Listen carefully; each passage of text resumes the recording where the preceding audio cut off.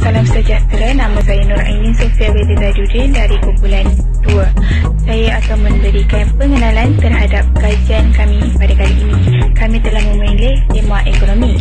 Ekonomi adalah salah satu sektor terpenting untuk pembangunan negara. Hal ini kerana ekonomi dapat meningkatkan taraf hidup, mendirikan peluang pekerjaan dan menambah pendapatan negara. Namun saat ini dunia telah dilanda satu penularan virus yang berbahaya yang dipanggil coronavirus ataupun COVID-19. Coronavirus atau COVID-19 ini berasal daripada China dan mampu memberi kesan kematian kepada manusia. Jangkitan daripada penularan coronavirus ini ia telah menyebabkan sektor ekonomi di dunia dan juga di Malaysia mengalami kemerosotan. Hal ini kerana banyak premi-premi perniagaan yang harus ditutup bagi sebagai langkah pencegahan kepada COVID-19. Oleh itu, kajian kami ini bertajuk Persepsi Pelajar Universiti terhadap isu ekonomi semasa COVID-19 di Malaysia. Assalamualaikum dan selamat sejahtera. Saya Nur Aisyah Akira binti Jasni akan meneruskan tentang pernyataan masalah kajian ini. Masalah yang dikaji sebelum memulakan kajian ini, yang pertama, apakah isu-isu ekonomi semasa berlakunya wabak di Malaysia? Dan yang kedua, bagaimana cara kerajaan dan masyarakat untuk mengatasi isu-isu ekonomi semasa berlakunya wabak di Malaysia? Seterusnya, bahagian objektif kajian. Objektif kajian ini berdasarkan pernyataan masalah di mana yang pertama, untuk mengenal pasti isu-isu ekonomi semasa berlakunya wabak di Malaysia, dan yang kedua, untuk mengkaji cara kerajaan dan masyarakat untuk mengatasi isu-isu ekonomi semasa berlakunya wabak di Malaysia ini. Seterusnya, skop dan lokasi kajian. Kajian kami ini memerlukan responden di kalangan pelajar di seluruh universiti di Malaysia. Contohnya seperti di Universiti Malaya, UUM, UPNM, USM dan sebagainya.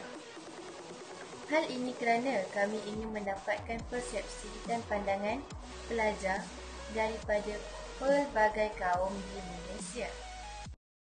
Kajian literatur akan disampaikan oleh saya, Muhammad Faizal Al-Busli. Kajian literatur mengenai persepsi masyarakat ataupun para pelajar mengenai ekonomi semasa wabak COVID-19 ini berlangsung di Malaysia. Bagi kajian literatur, terdapat kajian terdahulu yang bertajuk Kemunculan Penyakit Berjangkit dan Kesenjangan Terhadap Manusia di Malaysia yang dijalankan oleh Fatan Yamamah Haji Yahya dari Pusat Pengajian Pendidikan Jarak Jauh di Universiti Sains Malaya yang dihasilkan pada tahun 2005. Kajian ini bertujuan untuk melihat kemunculan beberapa penyakit berjangkit ini serta kesan-kesannya yang dapat memberi kesan kepada golongan masyarakat Malaysia. Kajian ini dilakukan berdasarkan statistik dan analisis jenis penyakit yang diambil oleh pengkaji pada masa-masa yang tertentu. Secara ringkasnya, pengkaji menyatakan bahawa penyakit berjangkit adalah fenomena biososial dan ia disebabkan oleh agensi infeksi atau bahan-bahan toksis yang berbahaya kepada manusia. Kajian ini menyatakan jenis penyakit berjangkit di Malaysia, punca penularannya, langkah mencegah serta kesan daripada implikasi tersebut. Seterusnya, bahagian metodologi ini akan disampaikan oleh saudari Nada. Terima kasih. Metodologi kajian yang digunakan dalam penulisan ini adalah borang soal sedikit. Kami menggunakan borang soal sedikit di atas talian bagi memudahkan kajian kami, dan seramai 73 orang responden telah berjaya menghantar jawapan mereka. Soal selidik ini bertujuan untuk menilai sejauh manakah mereka memahami isu-isu ekonomi Malaysia sewaktu diserang wabak berbahaya iaitu COVID-19. Seramai 77 pelajar universiti dari pelbagai kaum di Malaysia telah mengisi borang soal selidik di Google Form yang telah kami sediakan. Terdapat satu soalan iaitu, adakah bantuan pakej rancangan ekonomi prihatin dapat membantu rakyat Malaysia? Dan sebanyak 89.6% telah mengatakan ya, bahawa pakej rancangan ekonomi prihatin dapat membantu rakyat Malaysia. Seterusnya, sebanyak 57.1% iaitu 44 orang tidak tahu adakah pakej rancangan ini menjejaskan ekonomi Malaysia. Sementara 23 orang iaitu 29.9% telah memilih pakej rancangan ini tidak menjejaskan ekonomi Malaysia. Dan sebanyak 84.2% iaitu 64 orang telah mengatakan ya untuk terus menyokong ekonomi Malaysia sekiranya RMO ataupun Perintah Berkurung sudah tamat. Assalamualaikum, saya Azmi binti Azman. Dalam bahagian ini, saya akan merangkumkan keseluruhan kajian yang telah kami lakukan mengenai perspeksi pelajar universiti terhadap isu ekonomi yang berlaku ketika penularan wabak COVID-19. Dalam kajian ini, kami menggunakan metod pembacaan literatur atas kajian dan kaedah mengumpulkan maklumat secara atas talian, iaitu Google Form.